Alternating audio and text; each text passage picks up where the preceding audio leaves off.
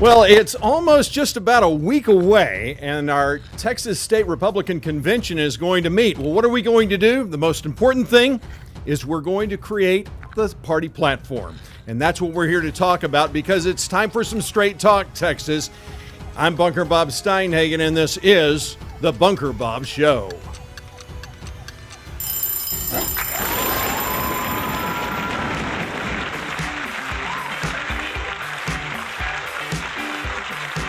Greetings, thrill seekers, music lovers, conversationalists from across the fruited plains of the great state of Texas. I am your host, Bunker Bob Steinhagen, bringing you an hour of unfiltered, unadulterated, and unapologetic conservatism to help make Texas and America great again. And I'm grateful to have you watching today on the Bunker Cam via Rumble, YouTube, or Facebook, and welcome my podcast listeners who are out walking, driving in their cars, or wherever they're listening via Spreaker, Spotify, Google Podcast, Apple Podcasts, Deezer, iHeartRadio, Podchaser, or Podcast Addict. And today I have back with me in studio the great Dennis London. It is great to have you here, sir. Well, I appreciate it. Thank you. I don't know about great, but thank you. Well, why not? What the heck? I mean, this is we're in a great nation. You've served our country honorably in the United States Marines. I would and you're wearing the Aggie shirt. So why wouldn't I call it great? Okay, all right. I appreciate that. Yes, sir. Well, I appreciate it too, and it's great to have you back in studio. Last week we talked about the local elections. We fell short of being able to finish off our show by talking about the platform. I'm glad we didn't, because there's a lot to discuss, and I want to for your sake, I want to make sure that you understand that that Senate District 2, Bob Hall's Senate District, is being represented by Dennis London on the platform committee, and such an important committee. You're going to well, I'll be there too, but the committees start on Monday at 11 o'clock, and so you'll meet Monday, Tuesday, Wednesday. Correct. And then I think on Thursday. We do have time on Thursday. What's that? We do meet on Thursday. You meet on Thursday, and Thursday is when we caucus and select the permanent member of the committee, which should be you. It better be you. And so I mean, you're there all week. Yes. And there's nothing that you are pushing, I guess, or advocating. Right. There's no issues that you're advocating for that I would take exception with, and I think most conservatives won't. So that's what today's top discussion is today, and so I wanted what's interesting about us is that we both came to the platform. We both brought it to our county convention. We both brought platform planks, and so your platform planks. First of all, you're going to serve on which committees? So I have foreign defense and or national defense and foreign defense. Yeah. Right. Or national defense and foreign affairs. Foreign affairs, yes. Okay. And state affairs. Yes, and state affairs. Yeah, when you combine the two, it's like, okay, wait, hold on. And then you add the other one, which is still affairs. So exactly. Yes. Exactly. And so these are and when we talked, you said that these are things that you were interested in being on. So absolutely. Those topics and the topics that we have in the platform are quite voluminous because when you look at this is the platform, the current platform, the 2022 that was adopted in 2023, and you can see all of the issues that the party platform focuses on, from constitutional issues, business and commerce, finance, education, health and human services, criminal and civil justice. Dennis is serving on state affairs, government election integrity, and then again on national defense and foreign affairs. I think it's apropos that you're on national defense and foreign affairs, being that you are a veteran, and you've also had international experience. Isn't that correct? Or am I thinking of someone else? Being stationed overseas? Yeah. Do you in business? Are you do? I've done business overseas. Overseas. That's what I thought. Okay. I thought maybe that you had. For my company, we used to do a lot of work, not just here in North America, to include Canada and Mexico, but we provide we provided services for some European countries as well as Australia. Okay. Yeah. So and this is it's a topic that you appreciate and that you like, and so I think it'll be good. And so what I thought we'd do is let's look at some of the platform positions that were on the 2022 or on the current platform. And one of the things that we had talked about last time is that we won't the platform every year goes to zero. So we have to create the platform from scratch. Start from scratch. You can't use the old platform. Nope. And that's by rule. And so that's what you're going to be doing. And a lot of people are frustrated by that. And I understand why, because so much work is put into it every year. However, it ensures that we're taking hard looks at everything. Sure. And so, and that includes some of the well, and there are things that get carried over, right? Yeah. There are some things that we'd take a look at, like what we had a call last night. Okay. And we were going through. Yeah, your committee met last night. Both the committees. Okay, great. So we did one from 6 to 7, the other one from 7 to 8. Okay. And all of the committees are doing this throughout this entire week. We're all meeting in the nights because realize a lot of people are working, and there are those that are retired and they like to rub it in. They're like, "Well, we could do this at 10 o'clock." Right. No, right. well, we really can't. No. So we're going through these sections and we're talking about the different portions within each of these subcommittees. Right. So like we were talking about before we started up on state affairs. I was asked which areas I wanted to work in, so I got heritage preservation. Heritage. Okay. Right. Okay. So yeah. Defending those things within the state of Texas, and the things that make us unique. But those are some of the areas in there that we're looking at. But we did go over and we looked at the 2022, the existing platform. Yes. And if there weren't any changes or modifications to them or striking, then we would, tentatively move these over, just carry them over from 2022 into 2024. Okay. And then, of course, there are those that they have modifications, verbiage changes, meaning changes, definition changes, or just strike altogether, or a complete rewrite or add new. Now, every year we obviously legislation gets passed and we fulfill the legislative priorities. So our legislative priorities are certainly going to look different. Yes. Our platform may not be all that dramatically different. Well, we still have a list of, and they're still compiling and working on what's already been passed through our legislature to make the determination that those still aren't in planks for them as, objectives.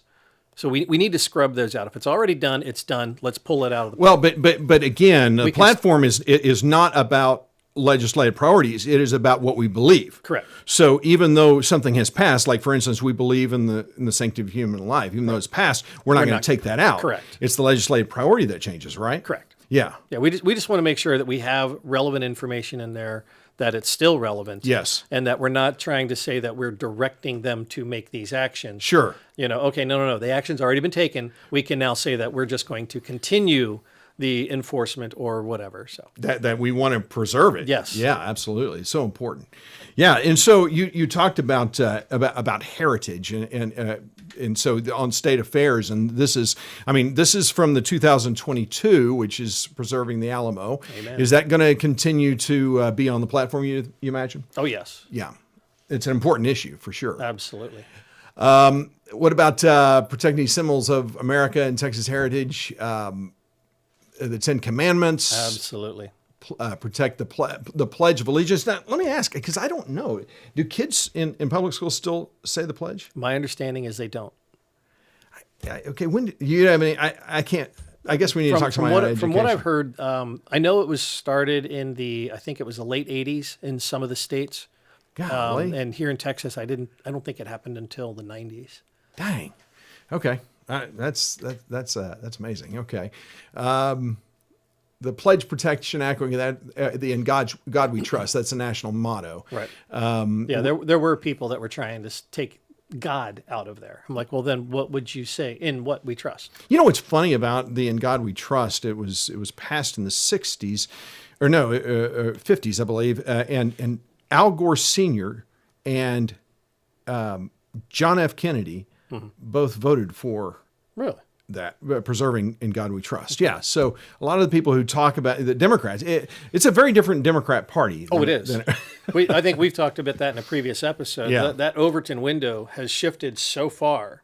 I mean, Kennedy, then Kennedy Yes. would be a conservative Republican today. and especially fiscally, no question about it. Yeah, definitely. But people don't realize that, because that window that we see everything in, and the Overton window, for those of you that may not understand, it's a frame or a window in which we see our political structure.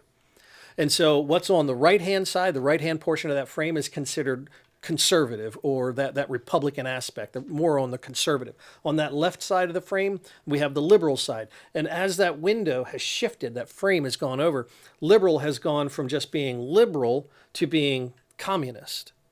And so today's liberals are more communist and Marxist than they are the traditional Democrat liberal that we had in years past. And on the Republican side, people that are just staunch conservative Republicans are now so far out of that window to the right that we're considered extremists. It's so true. Yeah, that's so true. My wife and I sometimes are baffled, and because not only do we have a conservative worldview, my wife and I we have a Christian worldview. Yes. And because of that, are you allowed to say that on? I'm on the yeah, I know. I may be banned on YouTube. Censored. But yeah, we have a Christian worldview, and so we look at the world from a biblical perspective, and so honestly, we have felt. My wife and I have asked ourselves so many times: Are we just that far out of the mainstream? Because even when I've worked in politics in the Republican Party, I see Republicans who don't have a Christian worldview, more libertarian than anything, and so it's shocking. My wife and I have been watching World War II in color. Have you watched that yet? No, it's on Netflix. They colorized all the old World War II footage and everything. And so I think we're on season 8 or the 8th episode or last night. And what was interesting is one of the talking heads on there, one of the experts, he referred to Hitler and what Hitler had done as, he said, ultimately, it's like, he's basically saying, make Germany great again. Oh, geez. And so I thought, okay, well, that's interesting because, yes, back in with the Weimar Republic, when they under all of the sanctions, there was a demoralization of what it meant to be German, and Hitler was trying to reignite the pride that Germans once felt in their country. The difference is, and what was interesting, is that same talking head at the end. I thought it was maybe a little side thing, but he said that we're seeing it today from the right, and that's what they keep saying. You and I, we are described as more often than not like Nazis, and the problem with that is fundamental because the socialist mentality, the Marxist mentality, the Nazi mentality is about government control, right? And Donald Trump and conservatives like you and me, we believe in individual control. Exactly. In individual rights. We believe that the government should be constrained, restrained by the Constitution, and that the rights of individuals supersedes the rights of government. And so, yes, Donald Trump is the problem is Donald Trump is not trying to reignite America's pride in America. Right. He's simply trying to make it great again by taking government out. And this is the narrative that is so dangerous in our world today, and the media keeps perpetuating that. Sure. Well, I mean, the only thing that they have is, he's wanting to change the things that were going good for us, so we don't like him. Right. That's really it. You're talking about the Democrats. Yeah. The left. Well, even I mean, there are Republicans that fit that bill too. Oh, I agree. Right. So I agree. And that was the problem with Trump. When Trump first ran. Yep. Not first ran, but when he ran in 2016. right? People were saying, "Oh, there's no way, there's no way, there's no way," right? He can never win. He can never win. I made a post on Facebook and I said, "I'm going to tell you why he's going to win." And I described Trump as the non-political hand grenade to shake the monkeys out of the political tree. And what did he do? He disrupted that entire political tree. Yeah. It didn't matter if you were a red monkey or a blue monkey, you were disrupted. Absolutely. And he shook that tree so much, some of them fell out, never to be seen again. And I was one of those I was a Cruz guy, so I didn't trust Trump. I voted for him I held my nose and voted for him because I really thought he was a wolf in sheep's clothing. It turned out he was everything that he said he was. I mean, first time a politician actually does what he says he's going to do. I think what he learned was that putting Washington insiders in his cabinet was the wrong thing to do. Sure. So, trial by fire. I mean, everybody makes mistakes. And Yeah. a lot of times, and unfortunately, in the highest office in the land, when you go and take that office and you're going to trust the advice of these people that are, like you say, the political insiders, Yes. who you think have the best interest for your cabinet, for the people, Yes. for the country. yes. And it turns out they don't. Trump's famous for saying what? You fired. Yeah, that's right. So he was firing them left and right. People are like, oh my gosh, he had so much turnover. Well, because people turned on him. Yeah, but you still had Barr, who was a Washington insider, and so it is. I think he's not going to make that mistake again. I know we're getting off topic. Yeah, sorry, but no, I am curious. So who do you think is his horse for vice president? I don't honestly know. I know There are some good options. There's some great options, and I think the one option that to me is most appealing, but it won't happen because the one thing about Trump that I have seen is that he doesn't like to be upstaged, and that would be Vivek. Because if Vivek were because I think Vivek would upstage him, and he doesn't want to be upstaged. But I think I would love to see two businessmen, in that role who are complete conservatives. What do you think about Carrie Lake? I like Carrie Lake. She's unbelievably great. And I don't know. I don't know enough about her.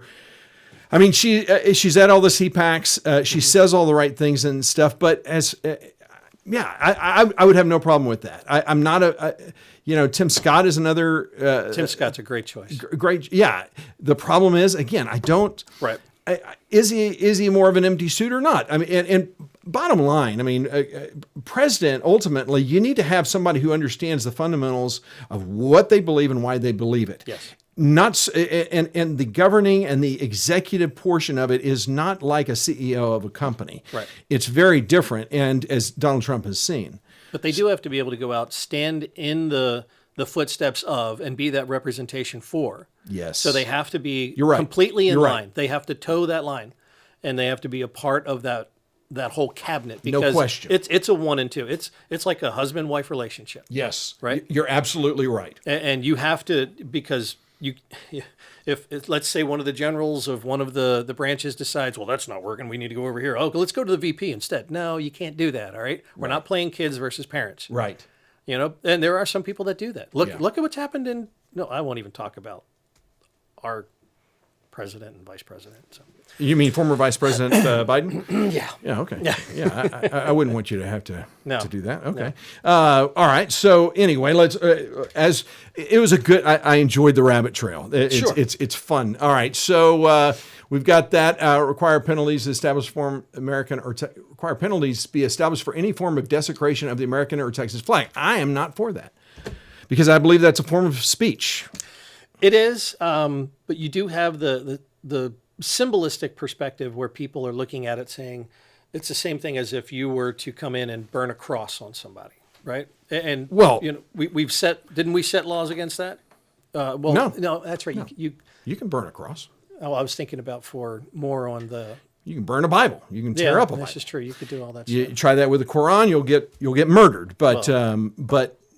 But no, I think speech is speech is speech, and and the reason I have this point of view is my father is he turns 94 this year. He's a Korean War combat vet, and my grandfather was a World War I and served in World War II, and both of them told me that they fought and their buddies died so that people could burn the flag. I mean, these are my dad and my grandfather, because and I was young at the time. I was in middle school, and I was just shocked at what I saw. This was when the art exhibit was out, where they were putting flags in a toilet and things like that. Right. And I was just appalled by it. And my dad just said, "Look, this is free speech." So It's their right to protest. it's their right to protest. I think I would be afraid to see. Well, we'll see how that plays out. Because you could argue that wearing a red, white, and blue shorts is desecration. My dad and grandfather hated that. True. They hate when people wear the flag. Right. But yeah. So okay. Well, this is good. See, I like this. See, Dennis and I, we're not just yes men to each other. Right. We like to kind of work. Well, we can through mix things up. Yeah, absolutely. All right. But wait, it's honest debate? Hold on now. Yeah, well, it is honest. That still happens today? It happens in the bunker, Okay. but that's not many other places, right? All right. And okay, and so preservation of Texas historical sites. Alamo visitors. Yeah, Alamo visitors to conduct themselves with decorum. I see no problem, because this is. Well, and see go that ahead. one there. Urge Alamo visitors to conduct themselves with decorum and reverence inside the shrine out of respect for the sacrifice of those heroes who are honored there. That should be the same as if you're going into a courtroom, if you're going into a city hall, if you're going into not just a historical area. That's a parental issue. It is, isn't it? Right? You're right. You're absolutely right. I mean, are you going to let your what was I love the old expression of, act like you've been to town before. Right? Kids are acting up. It's like, act like you've been to town before. Stop that. You know, this isn't just run amok. Yeah, no. But what's happened with our society that we have to write rules like this? I know. Well, and what's nice about this, the way it's written, is we urge Alamo visitors. So you still have a right to be an idiot, but this is we're trying to set a tone, aren't we? Yes, and there are plenty of people that'll they'll take them up on that right. They will. I would agree. Restoration of plaques honoring the Confederate Widows Pension Fund contribution, which were illegally removed from the Texas Supreme Court building. Interesting. Now, see, I didn't know that one. Wow. We support March 2nd, Texas Independence Day, being an official state holiday. Now, amen to that. And having school and state agencies and public celebrate the honor of Constitution Day on September 17th each year, and the preceding Friday or following Monday closest there too. And I mean, that I have no problem with that. Sure. Another day, but it's like Memorial Day. I mean, who really goes out and goes to the cemetery, national cemeteries? My wife and I, our family does. We like to go to the national cemetery and between out there about past Duncanville, because it is. I mean, it's a solemn day, and Sure. But I guess the difference between Memorial Day and Veterans Day, a lot of people don't quite understand it. Memorial Day is you're remembering those who have fallen. Yes. Veterans Day, you're remembering those who served. Mm-hmm. So Memorial Day is the one that we really need to take that reverence. And while everybody's out having that barbecue, the picnics, they're going swimming, going to the beach, going whatever they're doing, just take a couple minutes, just a little bit to remember what happened that gives us this day. Yeah, so my dad, who lives in Canyon Lake, I'll be staying with him during the convention. So, but he said he likes to wear his Korean War veteran hat, and whenever he goes out, and because he's proud of the service that he gave to his country. Absolutely. And I can't tell you how many free meals he has gotten. The shift in attitude among Americans has been just so encouraging. Well, one of the things that I've been doing for over a decade, excuse me, is whenever I see someone wearing a Vietnam veteran welcome home. Welcome home. I do the same thing. And one gentleman, I said, welcome home. And he turned, he looked at me, he was like, what? And I said, it may be a couple decades late, but welcome home. Yes. And his whole demeanor changed. You know, what surprises me about when I say that is how many of them say thank you. Yes. They know exactly what I'm saying. Absolutely. So, so if you see a Vietnam veteran, say thank you for your service and welcome home. I agree. That's good.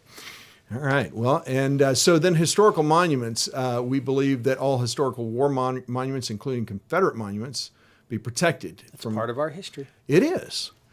It is. You know, and like the portions of our history or not, they're part of our history. It is. You have to learn from them. Yep. Because those who can't learn from history are destined to repeat it. That's so true. And, add a plaque.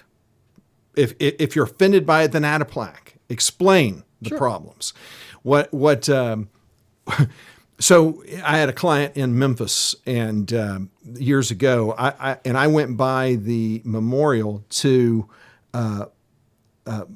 Nathan Bedford Forrest, in the park, Nathan Bedford Forrest Park, and I was shocked. Now this is the founder, so-called, supposedly of the Ku Klux Klan. And he has a memorial, and he's on horseback. I think all feet are on the ground, which means that he died after war. But then when I took a closer look, it's actually his gravesite as well, and his wife, and I think his son, and I thought, well, what did they do with that? Well, it's still there. Do you know why? Because it's on private property.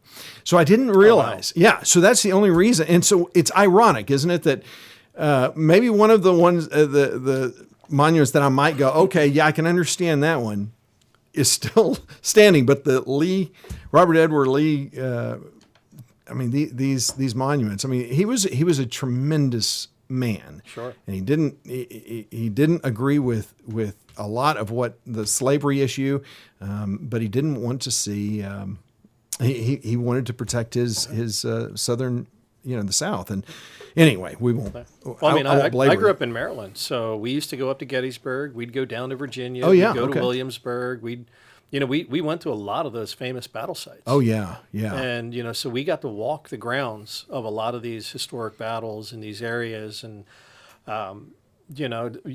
and so this was in the 70s, and we're sitting there looking at these statues and monuments, and you're on a guided tour. Yeah. And so the tour guide or the docent is actually explaining everything to you, talking about the historical impact, the meaning behind it, and then the good docents would take and use something of recent history and say, while this was going on then, this was the way they are. So today we are faced with this, right? And so turn it into a life lesson that someone can walk away with and go, oh, okay. I may not agree with what happened then, but, I agree with what's going on now, or I agree with it then, don't agree with it now, whatever the case may be. But you give them both sides. Yeah. Like the news used to do. They would just report the news and you make up your mind. Yeah. That's pretty good. Yeah, that really is. Wow, that's really cool. All right, well let's keep going on that. Honor our flags. We appreciate and honor our flags and what they represent, and we strongly advocate for all public schools to display U.S. and Texas flag in every classroom and beginning. You say with both. Okay, so again, ignorance. Our classrooms, do they not have the Texas American flag? Some of them don't. In Texas? Yeah. Public schools. But they'll have that rainbow flag. Gosh, okay. All right. I'm just saying. And hey, if you have something to say about it, by all means, let me know. I mean, I realize maybe I've got my head in the sand, but I am surprised to see that. So, all right. Well, those are from the last. From the current platform. Let's look at what Rockwall County came up with, and sure. I think you've thrown a couple of these in there along the way as well. So. I know your name was attached to a few. A couple, yeah. We oppose minority status. We oppose the granting of minority status and legal protection based on sexual identity. Yeah, ridiculous. That's a no-brainer. Right. Are we going to see that, Dennis, in this platform? Well, I know I'm going to be talking about it because and we've mentioned this before. Why is it that we have to participate in the make-believe world of some of these folks? Mm-hmm. I'm sorry, we don't need to participate and recognize it. I mean, you want to do what you want to do. That's good. That's on you. Hey, you know what? You have constitutional rights. Absolutely. You want to be, Billy wants to be Barbara. Okay, fine. You be Barbara, but don't tell me that I have to accept. And then we have to grant you special status for it. Why? That makes no sense. No, it makes no sense. But that's the world in which we live, isn't it? Right. I mean, next thing you know, you're going to have people that have, 5 dogs, trying to claim an ag exemption because they say that their dogs identify as cattle. Yeah, absolutely. Yeah. That's the same type of, thought process that's going into this. Yeah. And one day they might even be trying to say that a man can be a woman. I mean, that's how crazy I think this could be. Right? I know. And that he could get pregnant. Yeah. No, don't go that far. Come on now. We're not. Yeah, that would never happen. No, never happen. Okay. So traditional marriage, I am surprised that's not in the state of. Maybe that's mislabeled. It didn't need to be before, but because some of these are not. I think they are mislabeled actually on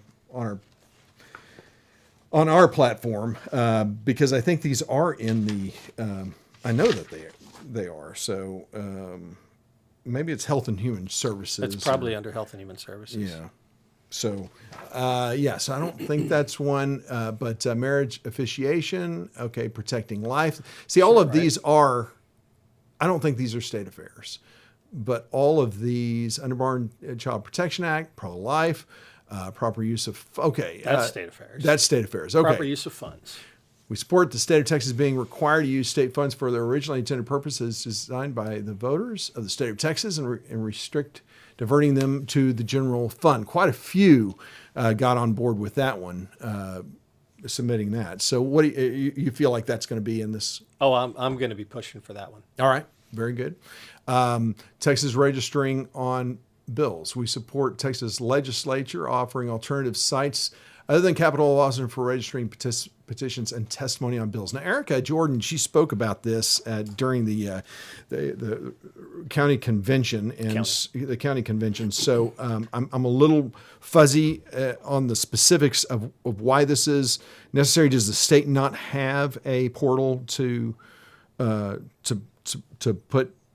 that? No, you can do that.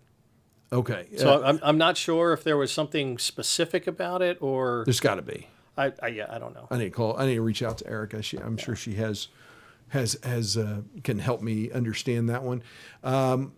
So then repeal of HB 2439. You want to talk to that one?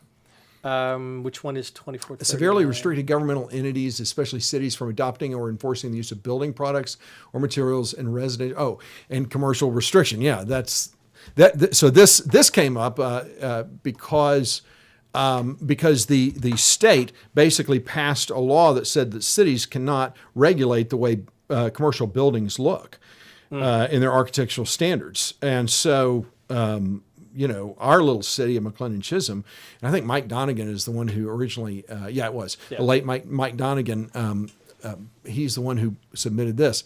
I agreed with it 100%, and we were on board together on that for sure. So I think that.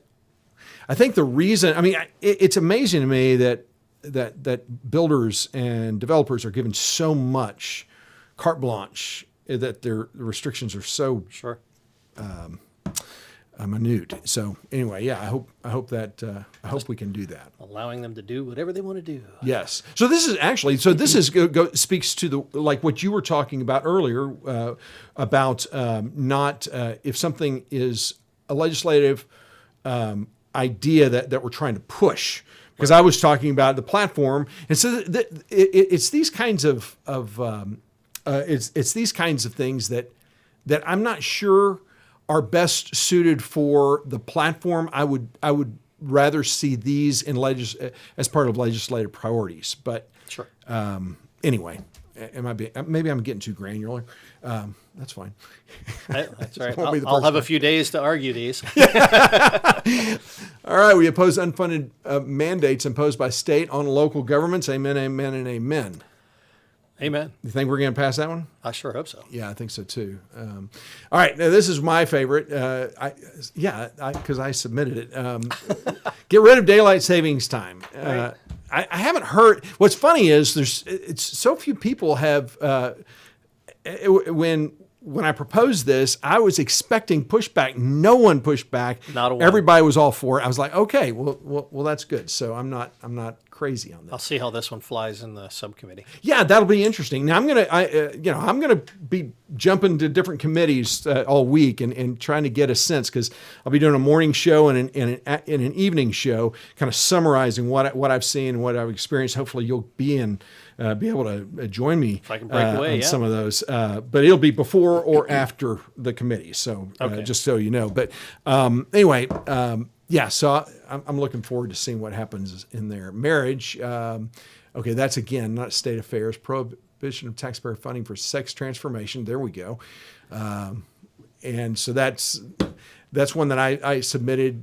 You think that'll have any problem getting passed or moving to the floor?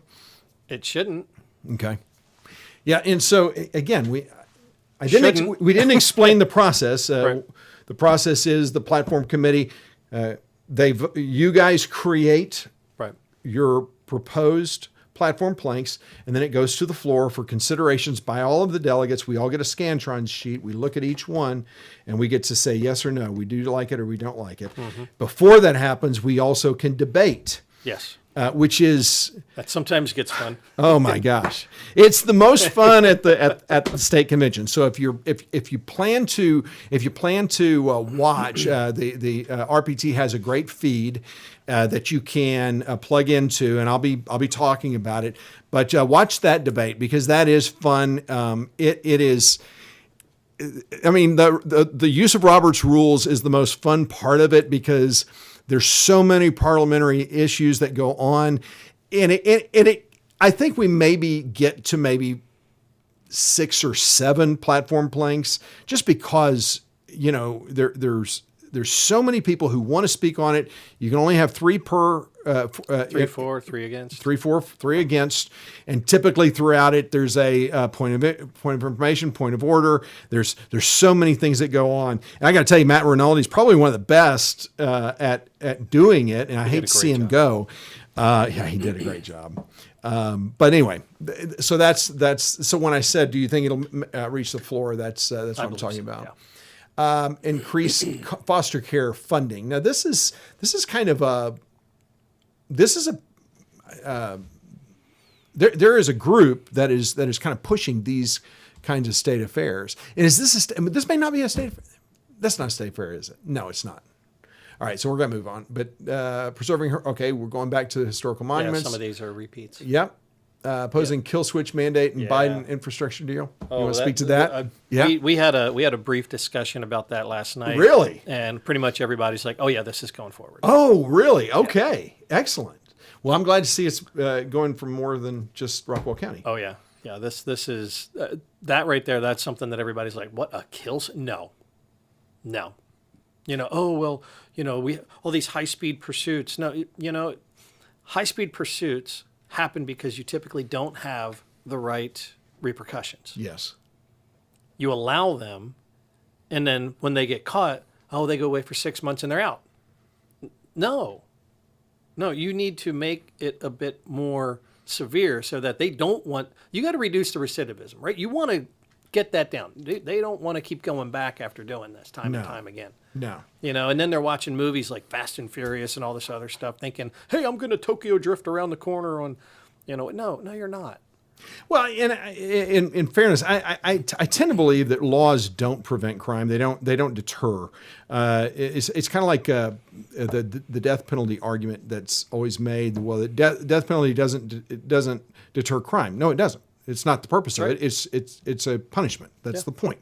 But I agree that there should be more teeth in the law. Sure. That if you do go drive 100 miles an hour through a school zone. I do think, that's attempted murder is what that is. Absolutely. I mean, you're putting people's lives at risk. So, I mean, in the military, so on some bases, they take a different approach towards car chases. oh, really? So they'll start. I didn't know this. Okay. They'll start with a little bit of the car chase. If you don't pull over after, and I forgot what, and I guess it's depending on the base. But on some of these larger bases, you do not want to be involved in that because they'll send a chopper up. They'll go out and they'll put a 50 cal round right through the engine. Oh my gosh. It's the end of the car chase. I love it. And then you go away for a long time. I love it, man. Wow. Now, and I'm not saying that just because that's federal on federal land or what have you. Yeah. Imagine what would happen if, and we've all seen the videos of the police chases in L.A., Oh, yeah. San Francisco, even the ones in New York Dallas. and Chicago, here in Dallas, Yeah, right? yeah. Houston, Yep. So you start taking a look. What happened if they send up a chopper and they put a round through the engine block? Yeah. Right? It's no longer a chase. Right. Now it's just an apprehension. Yeah. Okay. Lives are no longer at risk because that vehicle is not traversing anywhere between 60, 80, 120, or they're in that, their supercharger trying to do 200 miles per hour, going across 30. And we've seen, I don't know if you've seen it, but there are helicopter videos where you see the vehicle that is so souped up 600 plus horsepower and it is flying down the freeway. Yeah. And the helicopter is like, I can't even keep up with it. Yeah. So what would happen if they had that opportunity? They could take that shot, stop that vehicle. Oh, well, that's a $500,000 car. I don't care. Well, I think the argument is I mean, how accurate can you be Very. in a chopper with something going that fast? That's a tough one. Yeah, I mean, I'd love it. I have no listen. I don't have any problem with it. Okay, frankly, if you're breaking the law, you're putting. Especially in that, you're putting other people's lives at risk. Absolutely. Yeah. If an errant bullet actually misses the engine block and hits the driver, I don't have a problem with that. Well, they were the one that was, not just breaking the law. I mean, come on now. Yes. They're trying. We're going for a land speed record. No, you're not. Yeah. You're going for the quickest time to jail. That's interesting. Okay, so that was all because of the kill switch thing. I bet a lot of people are not aware of that. Yeah, they're trying to do coming that. in. It'd be all new vehicles would have it if it passed. Gosh, that would be amazing. I mean, awful. And if they got it passed, and the next thing they'd want to do is retrofit your old vehicle with it. No, of course. So we cannot allow that. Well, it's another one is Texas land ownership. The state of Texas should ban foreign entities, non-U.S. citizens from purchasing Texas land. The state of Texas should divest ownership of agricultural land by foreign citizens or entities. Now, it's interesting.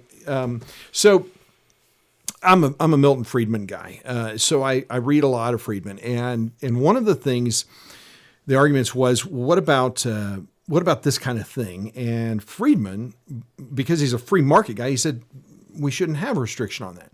And I see his argument, and free market is free market is free market, and having restrictions against foreign ownership doesn't make any real significant changes. But we do have restriction on owning radio and television stations. You have to be an American, and I think that's good. And the whole purpose of that is because we don't want propaganda being pushed in our face. Sure. Which is the basis of the TikTok. Well, but in some argument. of this, the basis behind it is, we're looking at China buying all the agricultural land around a military installation. Okay. Okay. Why? What's the purpose of that? They're great point. specifically buying around military installations. Right. Right. Or at least within the flight patterns. Yeah.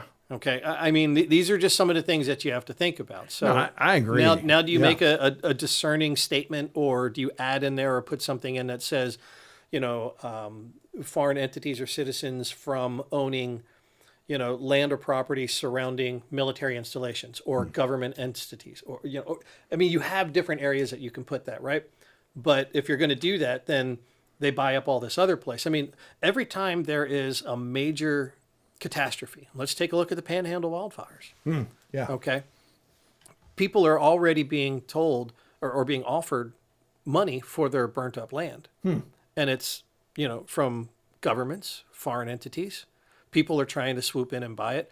When they had, what was that, Chad in Portland, right? That little occupied area that they had. Yeah. So commercial building owners, all the tenants moved out, right? Nobody could go in, nobody could get in there. And the commercial building owners were looking at it as this is nothing more, not all of them, but a lot of them were looking at it as this is nothing more than a drain on our financial stature. So we're just going to sell off and take the loss. And they did. Well, guess who was buying it? George Soros, Bill Gates, a lot of these people that already had all this money. And so folks started looking at this going, was this planned? Because if you take a look at some of the riots that happened and the BLM riots, we can specifically look at some of those. Without question. They were given supplies. Yes. Supplies were there before the rioters. Yes. Trucks pulled up. Yes. They had their little alley reds. Sorry, an alley red is a red brick. Okay, anybody didn't know that?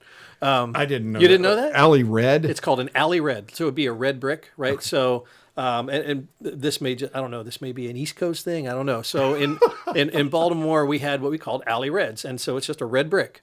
All right, and you would find them in the alleys because they would either be off of the buildings, the walls, or something, and they'd fall down. You just find yourself, hey, look, an alley red. That's what they called them. Okay.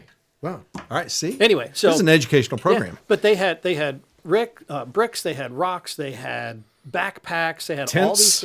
All the tents look alike. That's what's amazing, brand new. Right? Yeah. Yeah. So that's not coordinated at all. No, not at all. Anyway, sorry, we divested. No, that's good. No, I can support this for sure. I mean, I see. Now this one is MUDs. yes. No part or portion of a municipal utility district may violate the laws and or statutes of any part or portion of a county in which it resides. Right now, MUDs have no.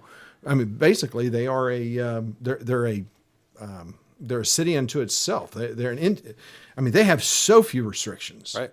And the county has no power over them. Right. So so that's that was one of the ones that I suggested, and then this next one as well is so the right of citizens surrounding a proposed water district. So right now, the way water districts work, and this is how MUDs get formed, they first have to start a water district, and you have to have an election, and everyone who lives on the property at the time of the election, so long as they've been there for 6 months, I think. Yep. Is that right? As long as they've lived there for established residents for 6 months, everyone who lives on that property Gets to vote. Gets to vote.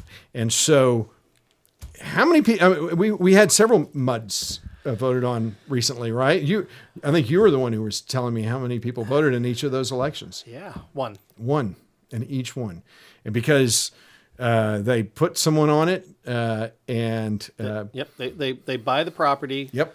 While they're getting the formation and creation of the MUD, they drop a trailer.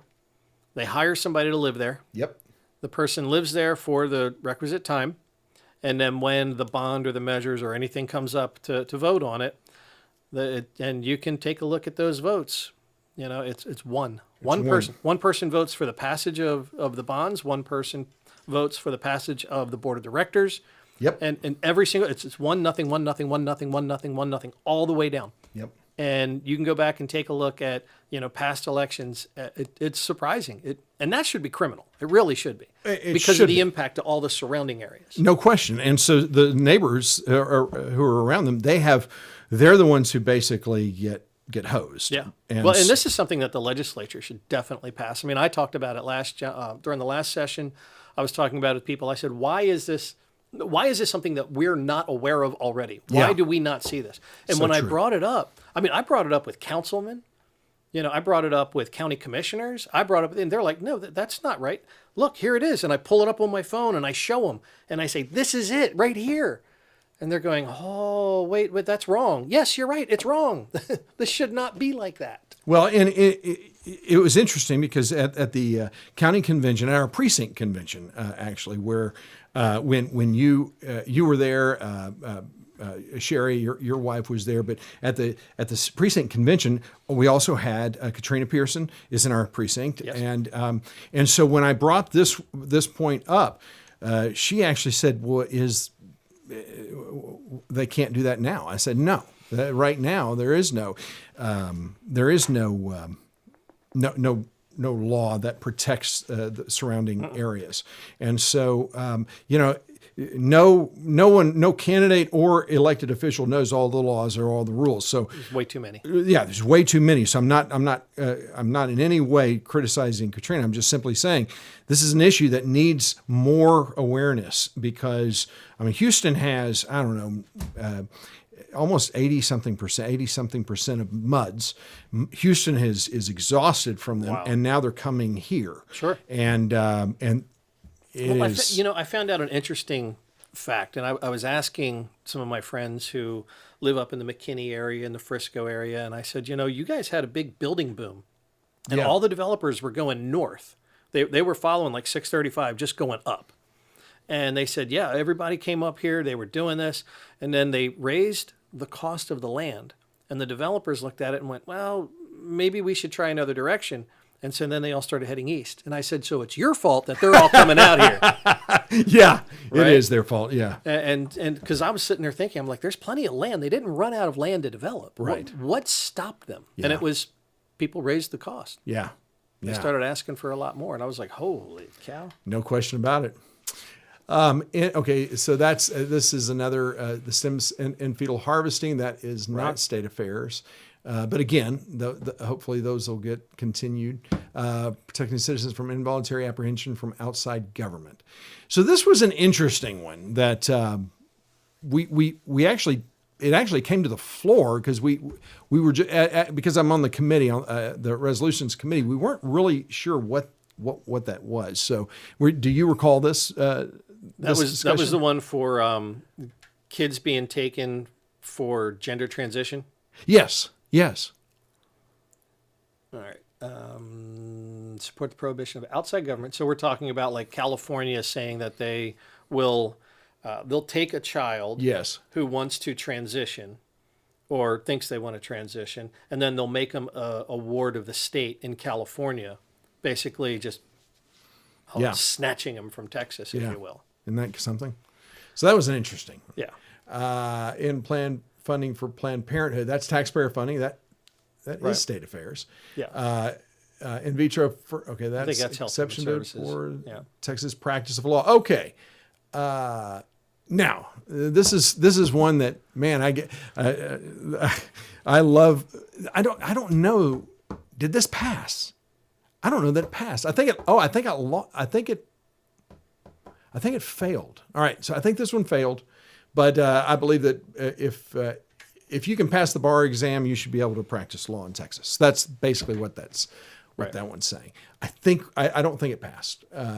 And so anyway, enforce Texas Open Meetings Act for all government bodies.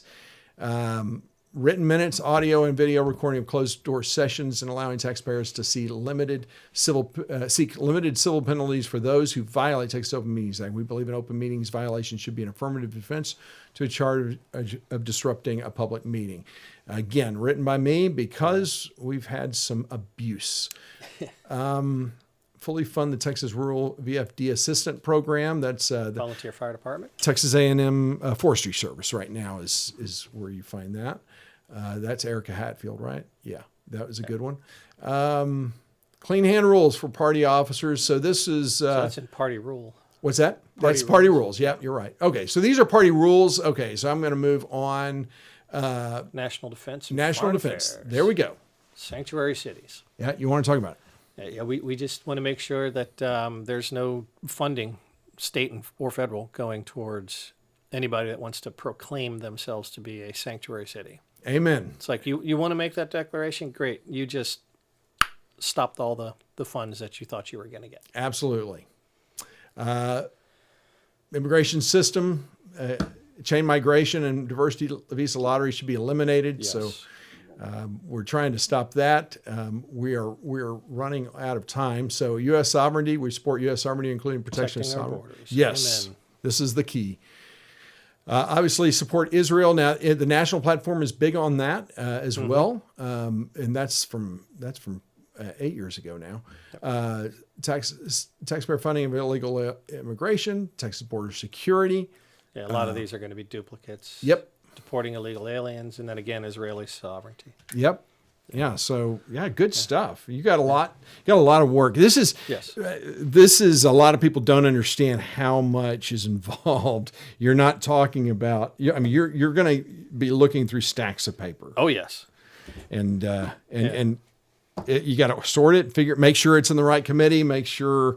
And what's interesting is I have found sometimes I'll go through the state platform. I'll go, wait a minute, that's already in another portion. So some committees get it. But anyway, a lot of work. Thank you for and you're getting paid. I think you're getting paid double what they paid last time, which is 0 plus 0 yes. equals 0. Yes. So this is a volunteer gig. You said that. I'm thinking I'm getting paid. Well, there is a reward. There is a reward. Absolutely. And I know you of all people appreciate that more than anything. I appreciate that. Yeah. Well, and actually, before we close and wrap up, I just wanted to mention that, congratulations should go out to some of our local Rockwallians. Oh, yes. They are the recipients of the Congressional Patriot Award by Congressman Pat Fallon. Yes, yes. And he only gets a limited number of these to do. And so he gave one to Lieutenant Colonel or retired Colonel Bob Amick, to Chief Warrant Officer 5 Quint Avanetti, to Gunnery Sergeant retired Brian McNeil, who is the mayor of... Who is the new mayor of McLennan? As of tonight, right? He gets sworn in. Tonight. Yes. Yeah. All right. Yes. Yeah, it's going to happen in, 7 hours? Very good. Yes. That'd be great. Then we have another Marine, Jeff Skinner. It's selfless sacrifice, but it's more about the community and giving back to the veterans, giving back into the community. Well, it's not just veterans, because I received one. Right. Yeah. Yeah. But and that's why I say giving back to the community, Yeah, right? It's being engaged, right? Right. And so I wanted to recognize them, but I wanted to ask you, your thoughts, because you are a recipient of it, and you got it for all of your involvement and engagement and tireless, selfless sacrifice. I mean, you do give of your time, your energy, your effort, your time, talent, and treasure as well, and you do these things, and so. Thank you. Oh, I know you have the award, but it was a total surprise. Yeah, but I'm very grateful for it. Yeah. So those were just given out on Friday. On Friday. So, yeah. Where did they do it? They did it at Luigi's? the Rockwall Golf and Athletic Club. Okay. All right. Yeah. Yeah. So they did that during Band of Brothers because those were all military. Nice. And so everybody was there. They got a call the day before, and so you go through that process. Yeah. And I think Clarence Joroff got one, and Joroff, former Secret Service agent, he really thought it was some AI generated thing, so he wasn't sure that it was actually Pat Fallon. And I can see him now. Is this real? I don't know about this. I love Clarence Joroff. He's a great guy. He is a great guy, no question about it. Yeah. Well, that's good. Where's your award? Why don't you have it? I've got it. It's right here. Oh, okay. Yeah, I've got the medals here. Okay. Yeah. All right. That's what that is, and then you get a certificate, which is cool. But that's a great honor. I'm so glad Brian, our Mayor McNeil, is a recipient of that. He's well deserving of that.